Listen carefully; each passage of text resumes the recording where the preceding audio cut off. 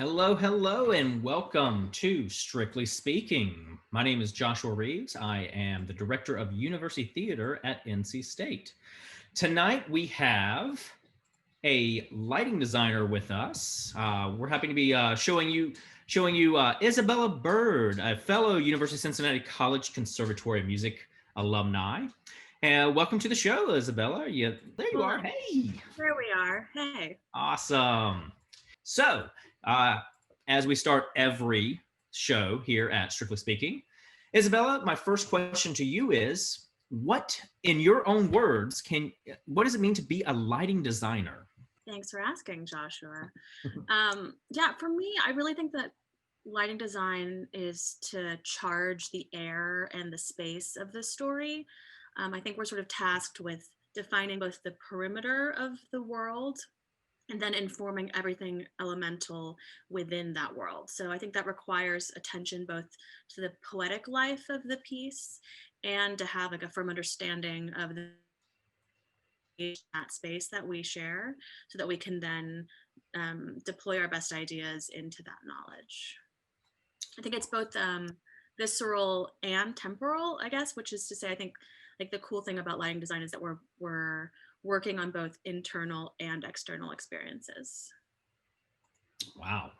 That's awesome. And yeah, you had mentioned that, and I send Isabella as I do with all the guests, the questions beforehand. And that's always the one that always gets everybody. So, but that was awesome. I love those answers. Um, so first off, tell me, how did you begin your career in lighting? What got you started? What got you interested? Yeah. Um, I feel like I was really lucky. I had a lot of exposure to the arts when I was really little. I got to take a lot of art classes and all sorts of styles. I danced for a really long time. I trained at the Houston Ballet actually 14 years or something silly. And then with all that sort of sitting in my body, I was able then to actually perform, to go to a performing and visual arts high school in Houston, which I just kind of got lucky enough to realize really early that lighting design was like the thing that I was going to chase for the rest of my life. It's strange to have figured that out so quickly or so early in life, but here I am, like years and years and years and years later. I'm not that old, but it's really stuck to me, and I can't I can't shake it off. Right? It's like the theater bug. We sort of once we get like bit by that bug, you kind of can't let go of it. But that's the like freelance world. Um, it is a wild place, and so to be doing both such like a niche lighting design lighting design career is so niche, and then put that in freelance perspective is not something that like most parents are like, yeah, go do that weird thing. um but I was really lucky to have really supportive space growing up that really inclined me towards the arts. So And how much of you mentioned you were a dancer, how much of your performance training and experience do you bring to lighting? And do you have a preferred or a favorite art form to light, such as dance or theater or opera? yeah, sure. um I mean, I think my dance history does really inform the way that I like hook into a piece, the way that I like I want to have like a full body reaction and feeling to the work that I'm approaching from a design perspective, and I think that can be early dance experiences. I also think I'm really quite attracted to the musicality of light and the movement of light, and that it's real, like its effects on us. So I think that's connected to my dance world. But ultimately, I'd say my favorite type of work to focus in on is developing new plays. Um, I would say that most of my career these days has been that, which is feels quite lucky for to me because I enjoy it so much. But it really is getting in the door really early with the director and the writer and the rest of the team, and helping discover and inform like those really elemental parts of the play or the opera, like really whatever it is. But I think new work is my favorite and most frequented part of the Mm. industry. Now, I do ask, how early on in the process of creating new work are you as the lighting designer brought in? And at that point, are any of the other creative artists, scene designer, costume designer, sound designer, projection, are they brought in?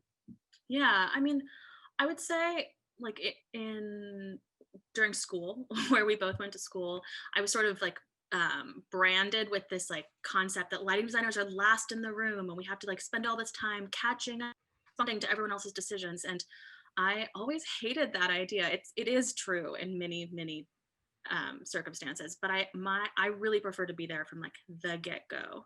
I always catch myself like writing the email to the director and the writer and just being like, hey, and the scenic designer usually, being like, hey, please include me as soon as you can. I'm so excited to share research and staging concepts from the very work.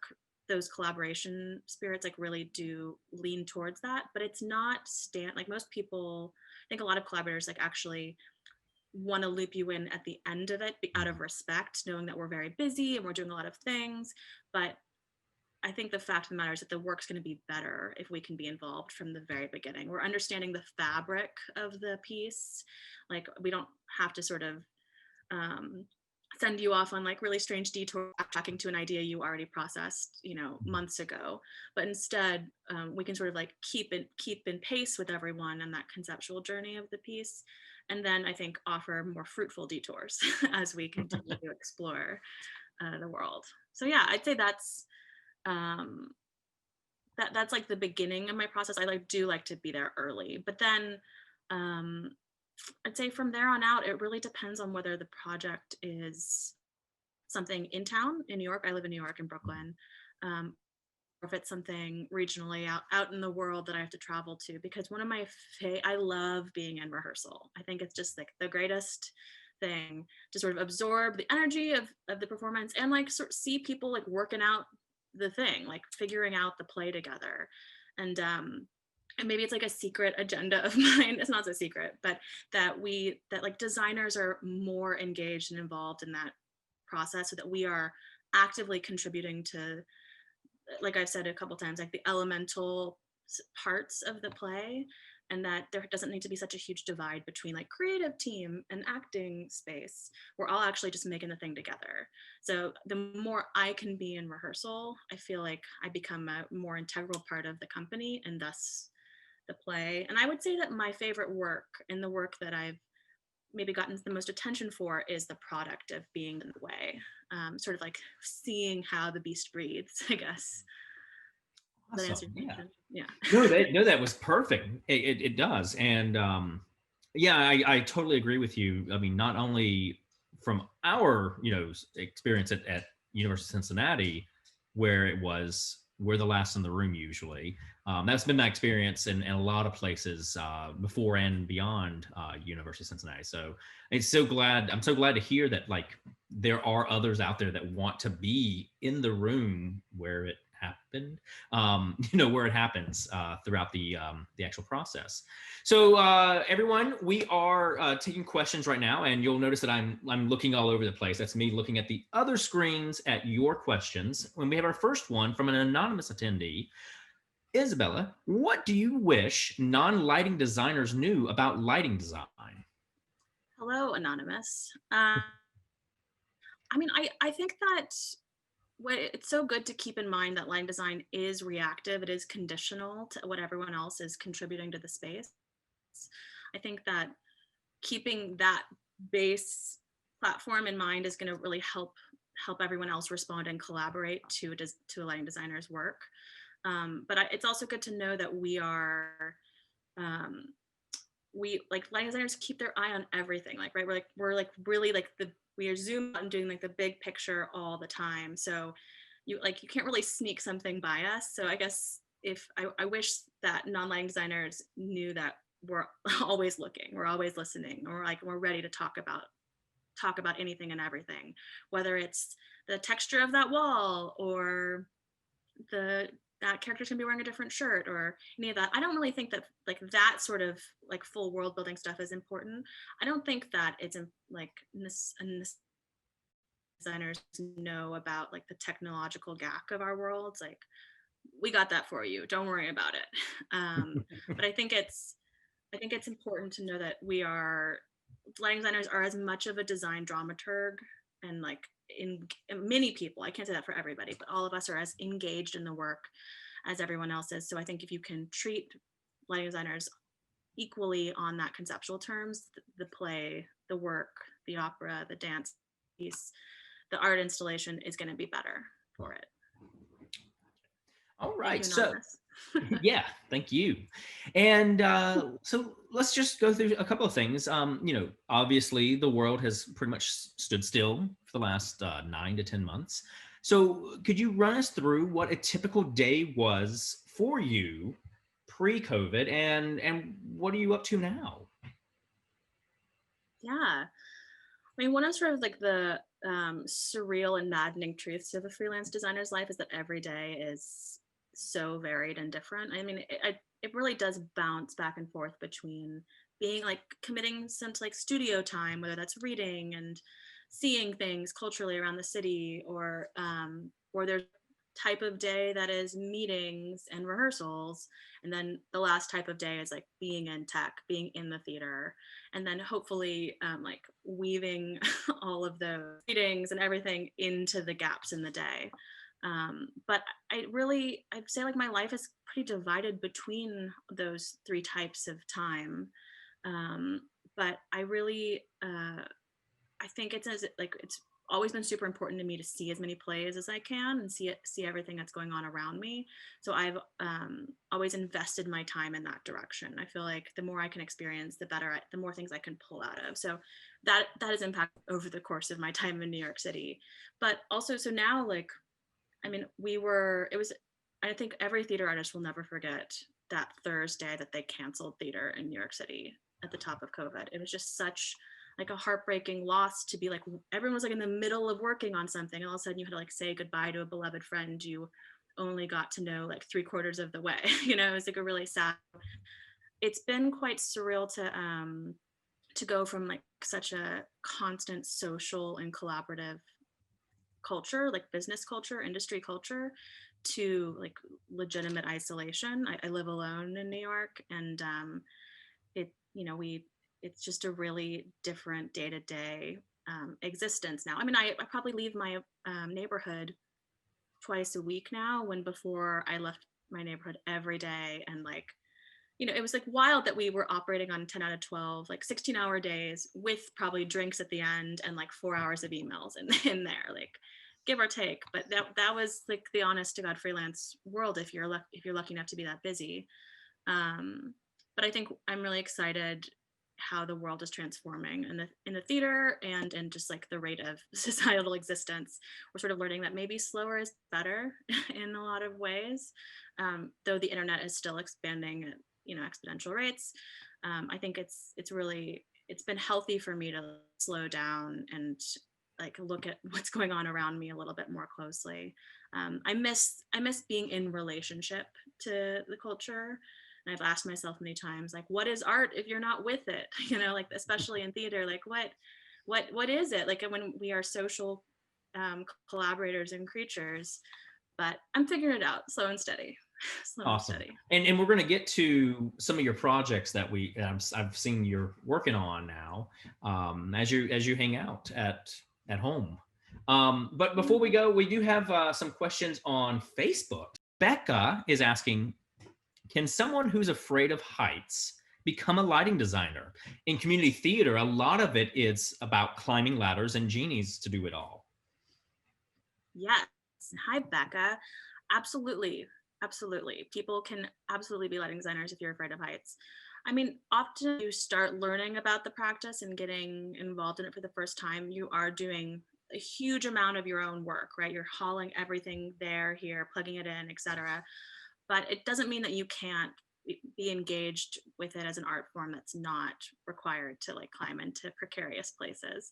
I think it's a good challenge to turn to your friends and your collaborators and say like, hey, help me with this. Let's like make this a team effort and make sure everything is safely installed as it needs to be. And you don't have to put yourself at risk or face that fear in a way that you're not ready to do. Yeah. So thank you, Becca. That was a great question. Let's see here. Let's take a look at some more questions. Um, so speaking of the technology, Becca mentioned going up and putting your hands actually on the equipment. You've been practicing now for. We were just joking about how it's been over a decade since you and I were at University of Cincinnati, and you've been out there working ever since.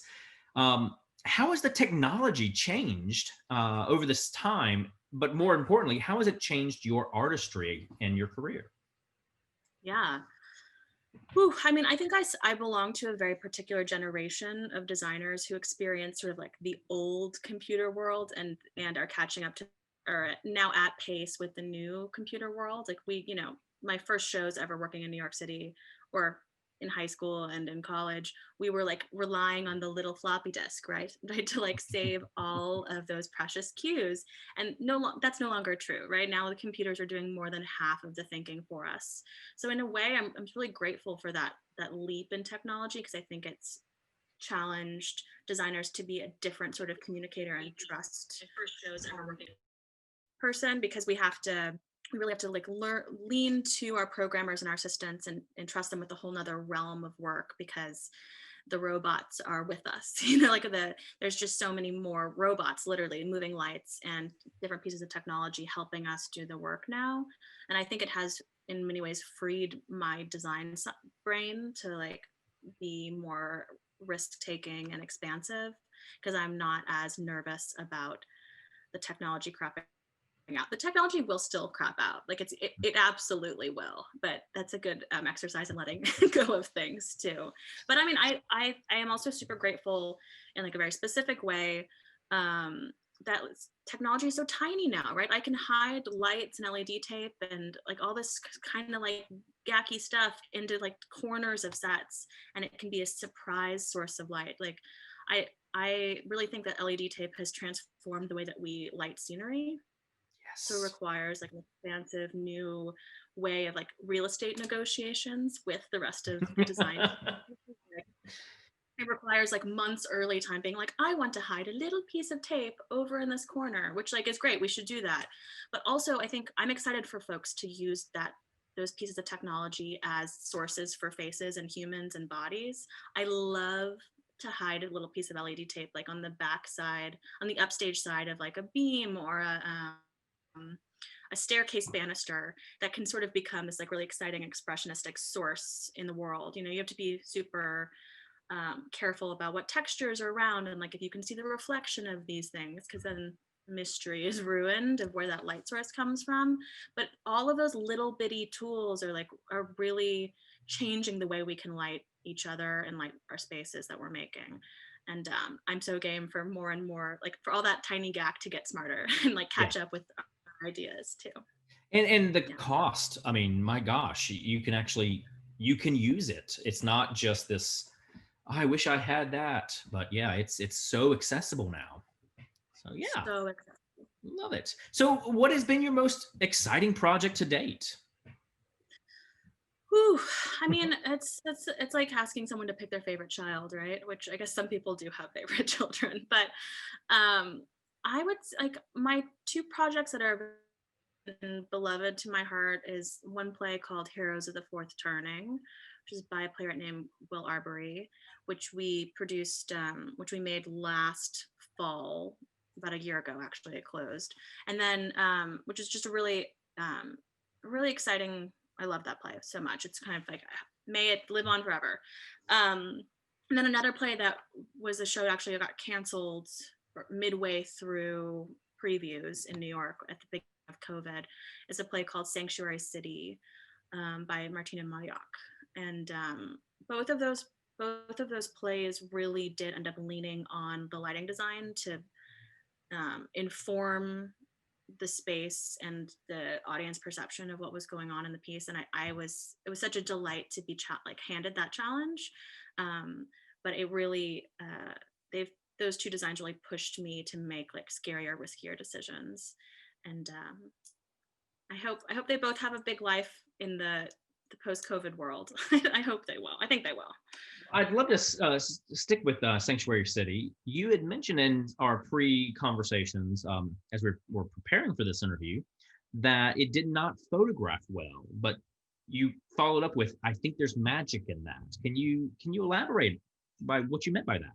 Yeah. I think that some of my best work doesn't photograph well, and I think that's because it's really like it's challenging your full body senses in the room. Actually, particularly for Heroes of the Fourth Turning, it did that because the show was extremely dark, like challengingly dark, because it takes place in a backyard in Wyoming on like a little concrete porch with like the vast darkness in the distance. And so like in the photos on my website, for instance, that darkness in the photographs is actually like there was a lot of different layers of dark back there, and we were really excited to challenge, like someone could stand on the perimeter of the playing space, of the acting space, and almost completely disappear into the void. And it sort of, I think it really challenged the fear factor in your chest to be like, oh my gosh, what's out there? Is something coming?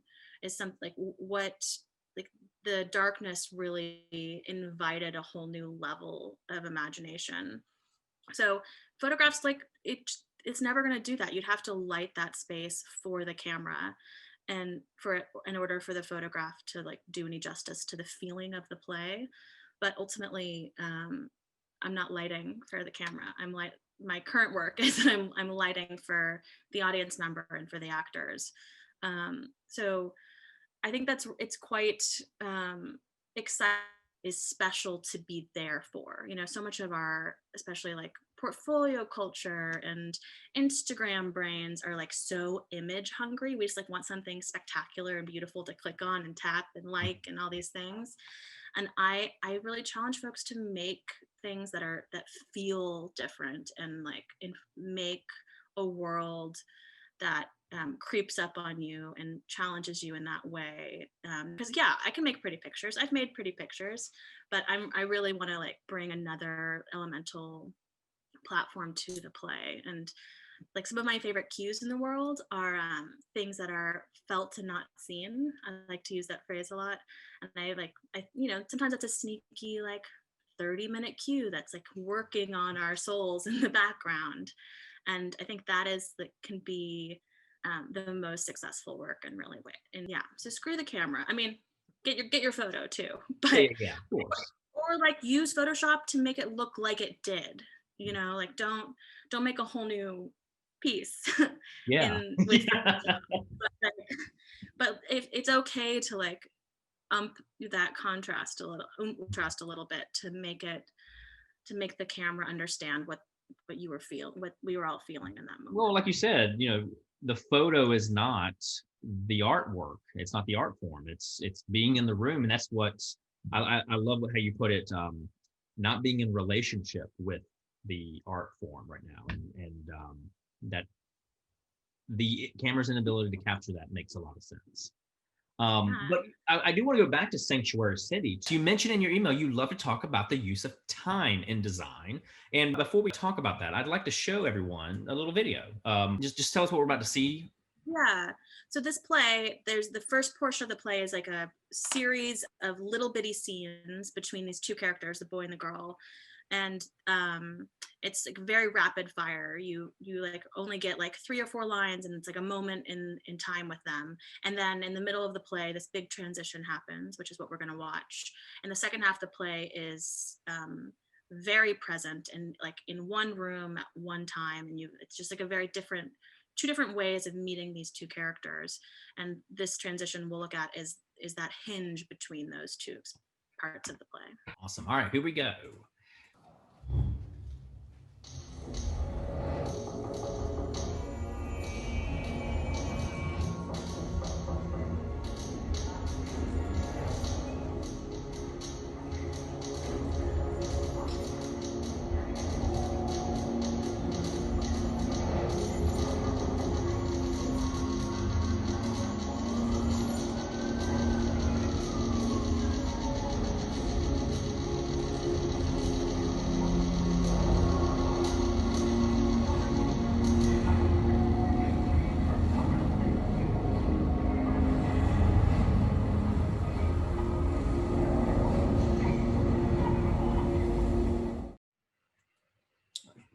Love it.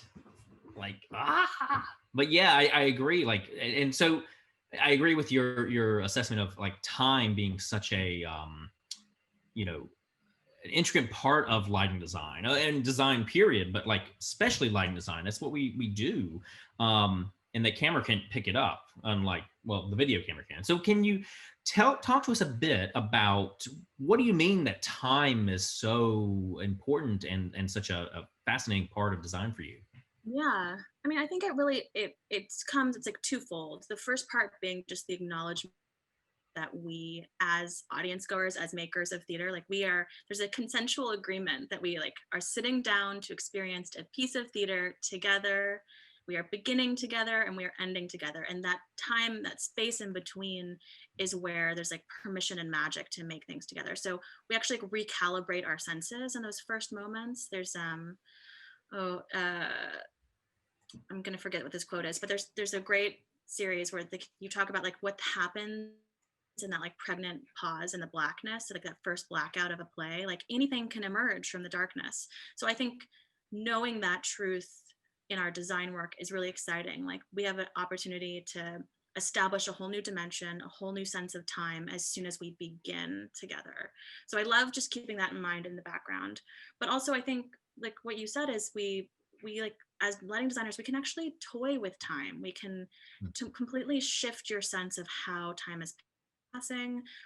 Well, a sunset does not happen in 2.5 minutes, but I sure as hell can make it do that, you know? And I can make the moon rise and I can make you feel like it got really, really cold when the sun went down. Like as lighting designers, we have that ability to charge the elements, all with just like a simple hand of time in a way. And I think that that durational commitment is really exciting. Like if I think it also offers a great ability to surprise ourselves and each other.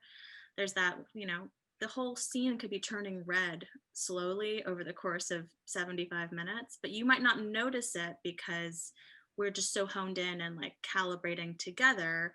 And then maybe in the last second, it like flashes crazy yellow. And like that surprise is rewarding because we've together sustained that different duration in the middle. So, I mean, that's two ways that I think about time a lot. But I also like in my COVID times and in pre-COVID life, like I spend a lot of time just observing the world around me and capturing time lapses and capturing photographs that are sort of sitting on that edge of time and like looking at what a picture actually is doing and like telling us. And I think we can't run from time right now, right? Like we're all like captured by COVID time. Like it's almost like dog years. We've all aged 7 years in this last 10 months or whatever it is. um so I'm just really excited to keep that in mind as I continue to explore with light, and I encourage everyone else to do that too.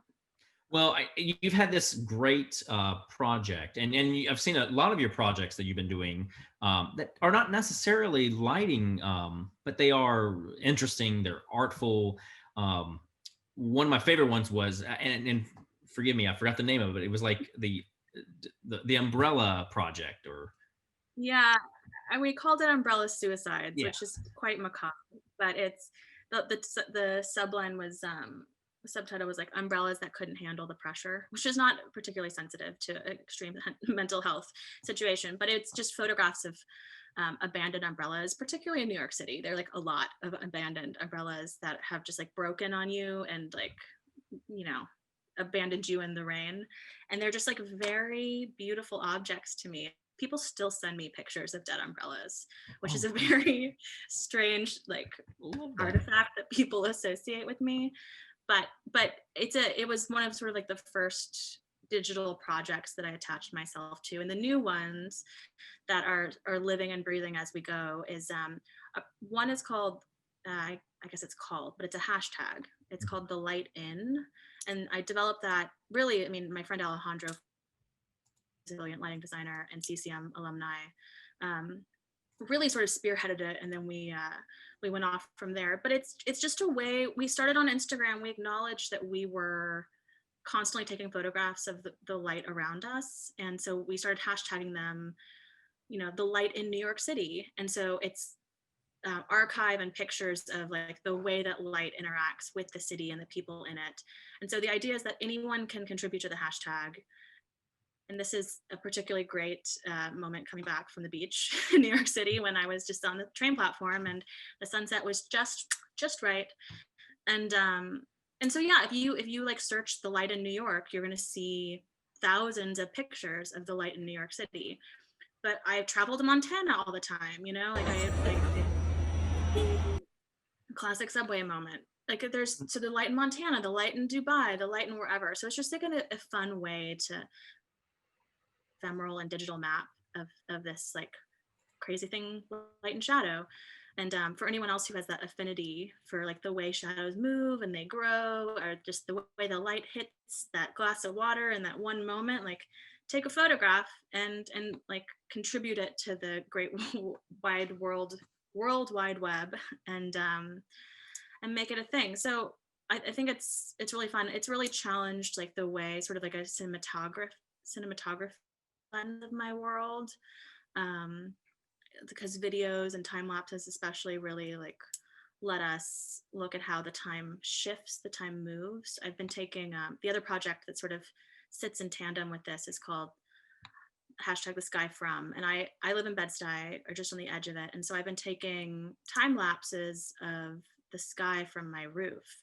And I swear at the beginning of it, when New York City was like really living with the fear and our unknown that was COVID, I swear that the sky was mimicking our feelings. Like it was just such a comforting way that I thought the city was like united underneath this beautiful canvas above us, something that I had taken advantage of for years and years and years. And I think it's really exciting to see. I like learned so much about depth and color and time and space from the sky and like sort of using it as a meditative thing.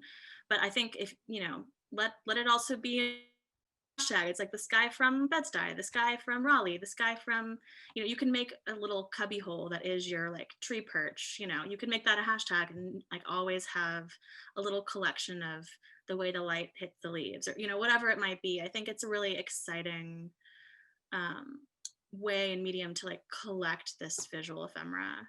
And it does sort of like come with like a potent experiential thread with it. It's like, I don't know, I have like a lot of wild willy-nilly words about it, but I think it's really fun to collect that stuff, and everyone should join the party. Yes. And I have dropped those links in the chat for everyone. So please take a look at them. And I'm sorry, you said willy-nilly words. They are your words actually are beautiful as you talk about you know I really wanted to kind of like quote some of them, but I'll let everyone to take a look at it on Isabella's website when you get a chance. Now, I do want to ask, how have these projects, particularly the Sky From and the Lighten, how have they, and if they have, how have they informed your work as a lighting designer inside the theater? Yeah, I mean, actually, I would say that they have changed the way that people talk to me about the world more than like my own practices. I have like in the same way that people send me weird pictures of dead umbrellas, like so weird, but like people send me pictures of light now. Like they send me like, and I know that people are like seeing differently. There's like this sort of another layer of like beauty hiding in plain sight, and I love that I've been able to like activate that in people's own experiences. And I think if like, man, I can die happy knowing that that's true, honestly. But you, I sort of had some silly rules for myself in my own design work, being like, you know, like sometimes I hate a triple shadow on the wall behind people, you know, like I want to keep a nice clean shadow, or like, you know, little things like that, or like pet peeve things that I now look at like this, having a different eye for the surroundings, like the shadows around me, whether it's just like the way the light falls in the corner or something. I feel like I've given myself different permission about certain like lighting expressions for the future, and I'm excited to deploy those. And like I think sometimes if we were to recreate what like real life looks like on stage, people wouldn't believe it, you know, like by the way, like night is not really blue after twilight. Like people don't like associate that way, but it's like it actually gives us another permission to like be truthful about the work and then like bend that truth into an exciting, more surreal, crunchy rock and roll, whatever. I think it's exciting to sort of challenge your eye, activate your eye, and then once you know that baseline, you can like go to different places, and that's been happening for me. Can you tell I really miss the theater? Yes. So some other things we had talked about. You talked about design as an invitation, not a manipulation. Can you expand upon that idea? Tell us what you mean by that. Yeah, I mean, I think the design in many ways is manipulation, right? Like we can, like I said, we can make you feel cold or make you feel warm and cozy, whatever, all those things. But I think that I like to think of it instead so that we can um, look at the offering of story and stage as a more accepting and like inviting space. I mean, using inviting in that definition maybe is a cheat, but I like the real example is that when I was working on this show, Heroes of the Fourth Turning, which was just like really darn dark. um, like I referenced I had a lot of research images that were um, like Anish Kapoor's work, which is Anish Kapoor work, which like he has these beautiful, huge sort of half hemispheres that hang on the wall, and they're just like these like half spheres of color. And there's something about the shape and the sensation of that work that makes you want to lean in. There's something about like that you like it sparks curiosity as a spectator, and I think that is really what I'm like challenging and like trying to bring people into the world. He, not copywriting, but like having intellectual property rights over Vanta Black, which is this type of black paint that doesn't bounce light back, so it truly looks like a black hole void. There's a couple things. So I mean, we were using that reference very specifically for Heroes because it was just so darn dark. But there is something about his work that I think like pulls you in and sparks that curiosity and challenges your perception of space. And I think that all design can do that. And I think that if we just seed our own work with that sentiment, with that curiosity and that invitation, I think that will ripple better into all of our values across the theater making experience and the worlds that we build together. I think it's just we're bound to be better off. I mean, maybe that's my own personal mantra about it, like how I'm gonna get through, but so far so I'd say. Well, and I will continue on this idea of invitation to invite you again, everyone. Throw those questions out there. Isabella, your website is filled with great examples of your work. But I love about it is that you stated your values as a designer, something that I rarely, if ever, seen actually promoted and put out there for people to see. Yeah. I'd love to read the top part of that. It reads, "I value collaboration that learns and grows with listening, compassion, and creative bravery." It goes on far more, and I recommend all of you out there to take a look at it at the link in the chat. But I wonder if you could tell us how you developed this ethos. Yeah.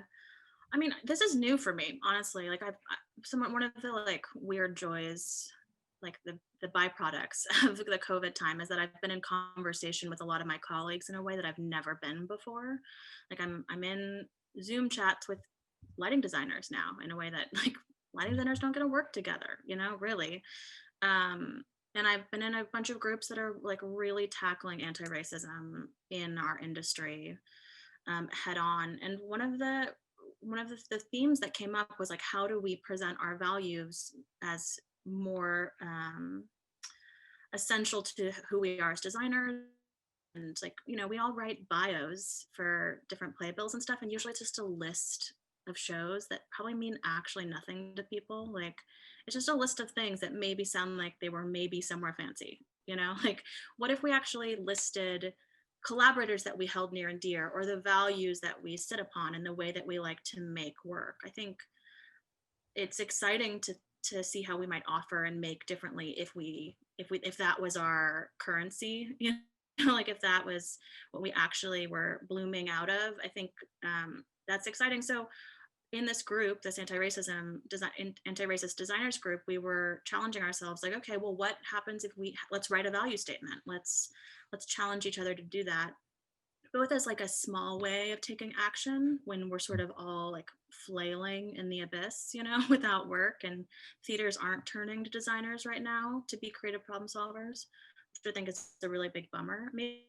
some theaters are, but I think ultimately designers and theater makers, we're the best creative problem solvers out there. Like you give me 3 pennies and we will make it look like 300 pennies, like that's like the magic of the stage.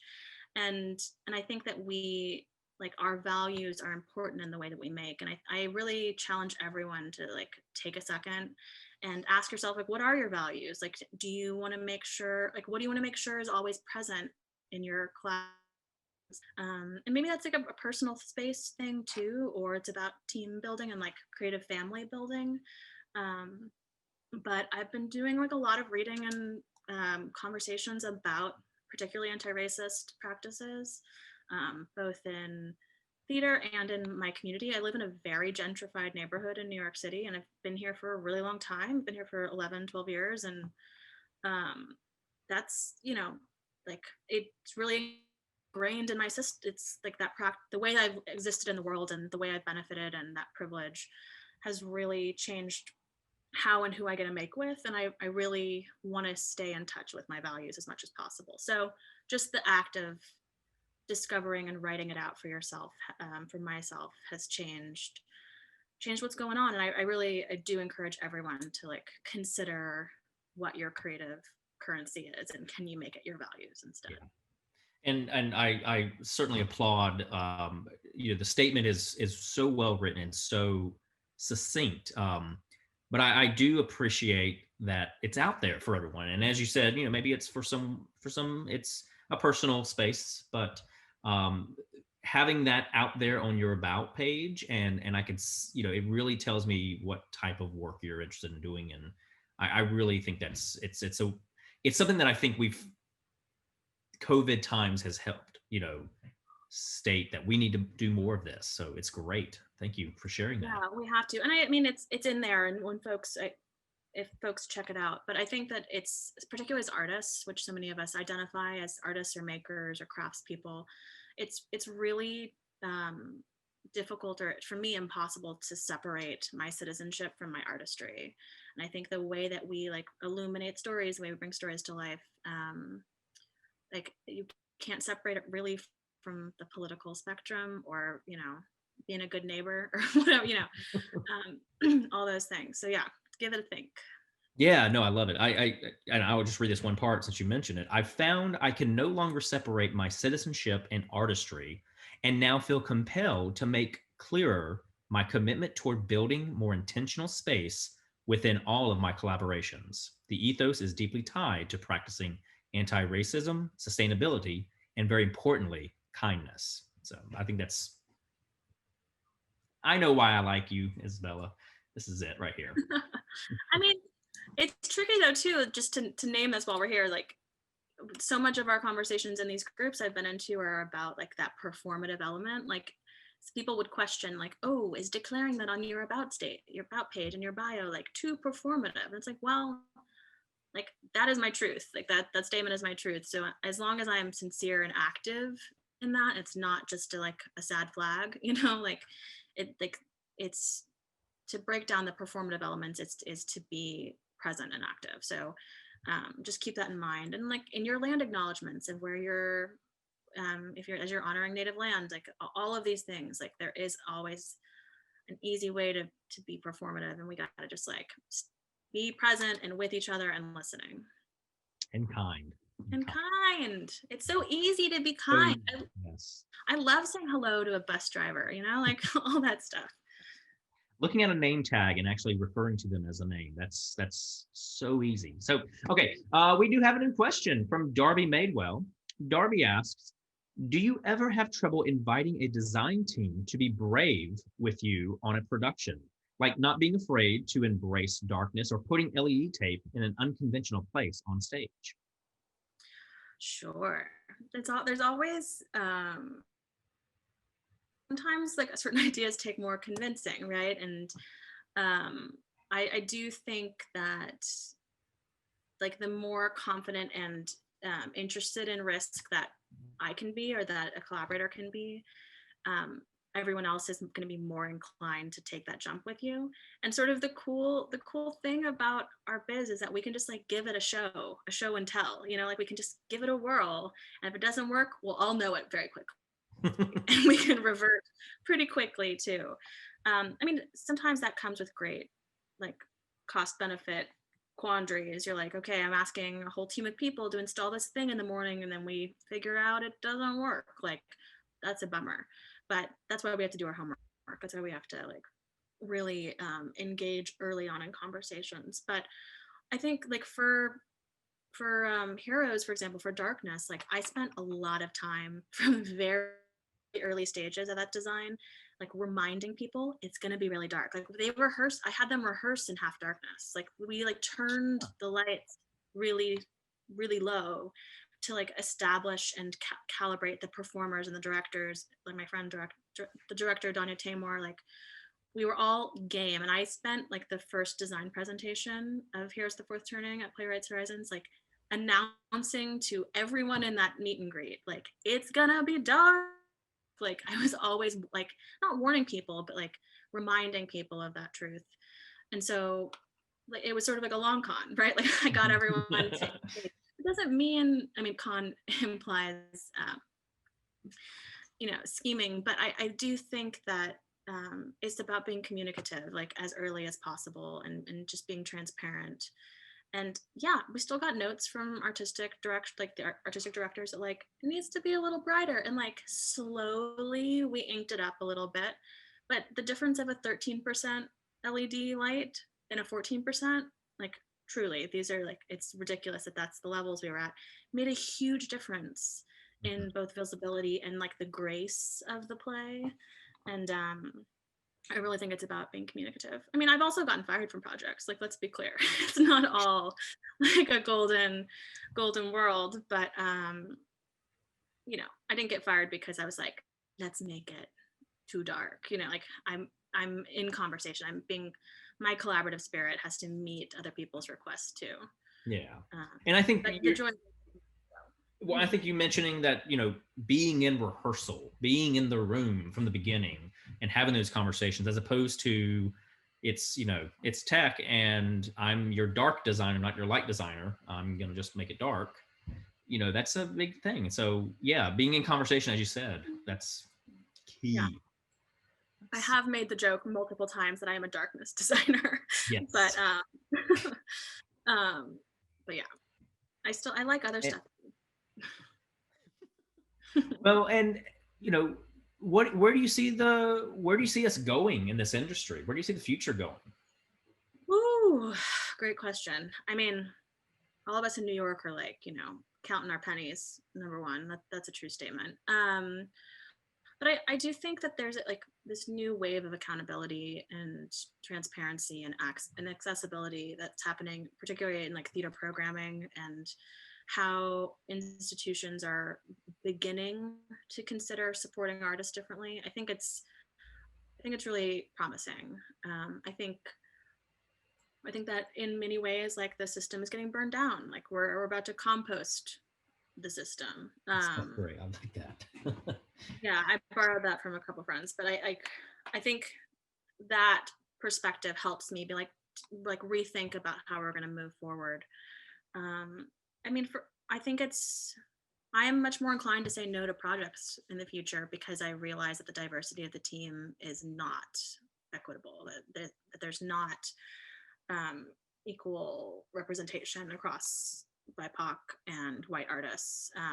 I think that small shift that's happening on everyone is going to make better art for everyone. It's going to be harder and more challenging for a lot of us, but I think it's going to be really good in the end. And we have to be ready and available to make sacrifices. And that's true for producers too. Like people, like I got in like a small fight with a director producer friend who was like not going to pay the $80 towards my pension, welfare, and health insurance on a contract, like a little thing we did, and I was just like, like, like I need you to meet me here because this is like the basic well-being of humans. Like, so I all of those conversations I think are hard but important, and I'm grateful for the rawness that has been like the raw edges that have been exposed in this pandemic, and that pandemic is politic and health related. Mhm. So I'm game. I'm game to You're change, ready. Yes. game to be part of that, like rethinking. I really hope that folks engage designers in that brainstorming because like we are so full of ideas. Invite us into the room. Um, Agreed. Creative problem solvers. That is our job. So Darby asks another question. How can I lighting designers specifically work against and underpaid internships moving forward? Great question, Darby. Oh, there's a lot of action going on in New York City right now about this. Don't know if anyone's been looking on the Google, but I think that it is crucial for lighting designers to ask whoever they're working for about their workforces and understanding who, if anyone, is in an internship contract, and if so, like know how much they're getting paid. I think just asking in conversation about the things that we had taken as givens before, it will completely transform that world. I think that I have worked in a lot of places that have thrived on apprentice labor and thrived on like exposure, visibility, like or that being the currency of like that actor might get a gig because they're serving that canapé, like in this particular theater festival. Like, and that's screwed. That's fucked up. So I really think that again, just asking what both like people are making and like what the terms are of that focus, for instance, um like focus for lighting designers in particular, sort of the one time that we really actually like command the room. And I think if we can walk into a space, make sure you meet everybody and like shake people's hands, make sure you can like tell the master electrician waiting for you, like, hey, I want to meet everyone, I want to like be human to human before we all become like sort of this army of light. um I think that's going to just go so far. And like I think I came up under a certain um era of designers who were sort of fast and furious and like Yeah. uh, mean in some ways. And I took those lessons of working underneath some of those people into my own experiences and said, like, I'm not going to work for assholes anymore. And I'm not going to be mean. I'm going to crack a joke. I'm going to like have patience, and the work's going to be better and everyone's going to be happier. And we're all going to have a more delightful drink at the end of the day, or, or tea at the end of the day. Um, I think that yeah, knowledge is power in that way, and like just keeping human to human connections at the top of our priorities, even just as the lighting designer, is will transform the work. I agree. Well said. Thank you, Isabella. And thank you, Darby, for that question. Shout out to So Darby. yeah, no, Darby would you would like Darby. So when you're looking for an assistant, an associate, I'm going to send Darby's name and number to you. Okay. Yeah. So here we are, the end of the event, and I asked the same question of everybody. What one piece of advice would you give a person wanting to pursue a career in lighting? Mm. It's like the one I didn't do homework on for you. Mhm. I would say that it really is to charge your curiosity, to like, and that's, I think if we're not seeing and challenging theatrical space, like with our creativity, like what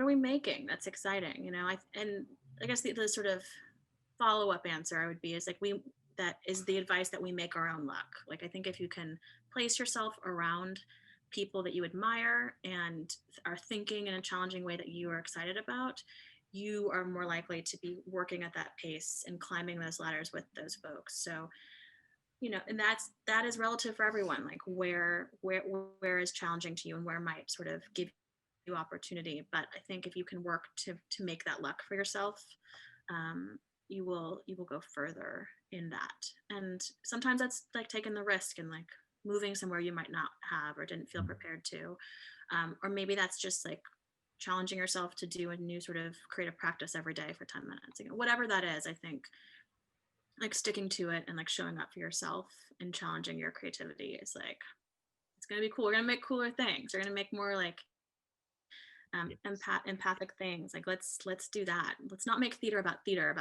Let's make theater about experiences and humanity. Yeah. Well, Darby, take your chance and call Isabella and tell her that you're ready for some work. So, yeah, so that's it for tonight, everyone. Thank you for joining us. Isabella, have a great night. Everyone else, have a great night. Thank you.